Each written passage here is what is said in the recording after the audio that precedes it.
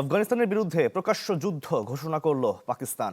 মধ্যরাতে আফগানিস্তানের রাজধানী কাবুল সহ বিভিন্ন শহরে ভয়াবহ বোমা হামলা চালায় পাকিস্তান। হামলায় এখন পর্যন্ত 133 তালেবান সদস্যকে হত্যার দাবি করেছে তারা। এছাড়া আফগানিস্তানের অসংখ্য সীমান্ত চৌকিও ধ্বংসের দাবি জানিয়েছে পাকিস্তান। পাল্টা হামলার দাবি আফগানিস্তানেরও। গতকাল আফগান বাহিনী পাকিস্তান সীমান্তে দেশটির সামরিক বাহিনীর অবস্থানে হামলা চালালে 2 সেনা নিহতের খবর জানায় ইসলামাবাদ। এরপরই বৃহস্পতিবার রাত থেকেই দুপক্ষের মধ্যে শুরু হয় তীব্র সংঘর্ষ।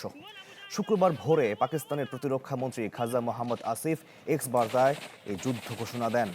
পোস্টে তিনি লেখেন, পরিস্থিতি স্বাভাবিক রাখার সর্বাত্মক প্রচেষ্টা চালিয়েছে পাকিস্তান, কিন্তু পূর্ণাঙ্গ কূটনৈতিক প্রচেষ্টার পরও সমাধান না আসায় ধৈর্যের বাঁধ ভেঙে গেছে।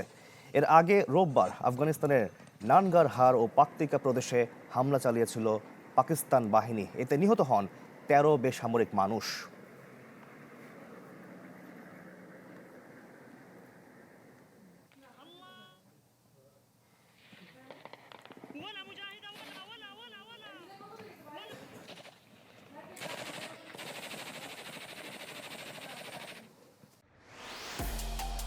ولا